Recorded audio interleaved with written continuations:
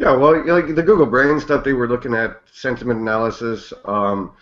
With the IMDb for a while was one of the experiments they were running with that. I think another one was YouTube videos. They were actually using some of the Google Brain stuff on that as well.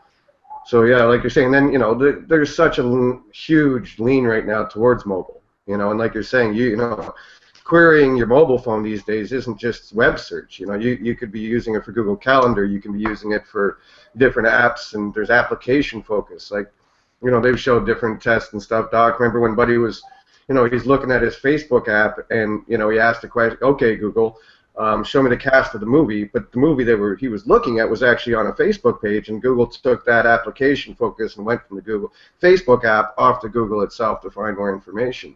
So yeah, like you're saying, it's really a cross-application kind of focus these days, as opposed to just pure web search, right? So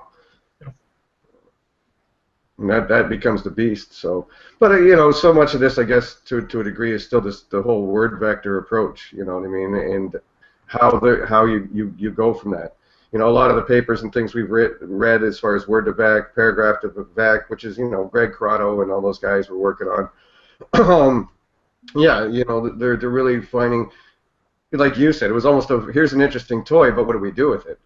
How do where do we apply this? Where is it going to find its use? And I think that's with the RankBrain stuff where a lot of people got lost, is because they said, well, we're using it for query analysis and this and that, and so everyone kind of ran on that direction, as opposed to, where is it going to be? Where's this?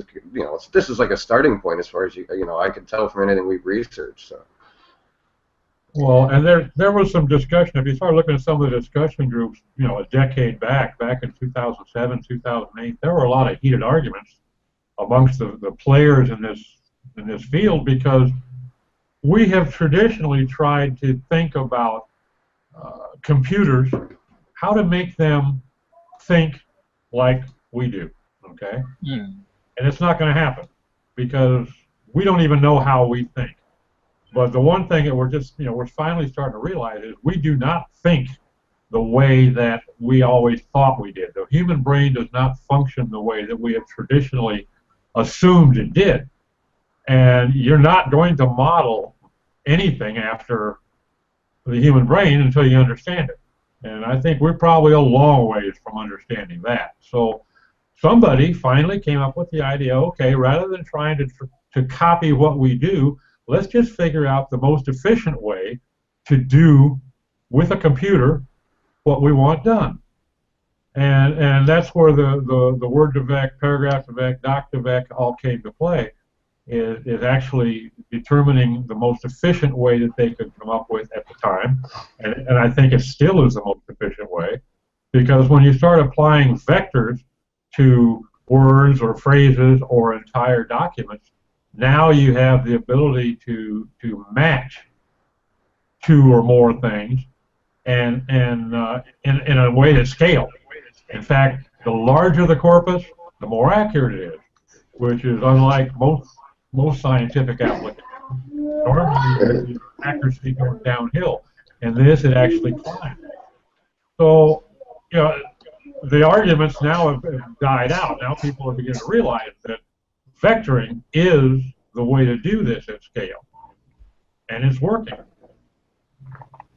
And you can see that if you look at how good Google Translate works now as opposite as it worked before.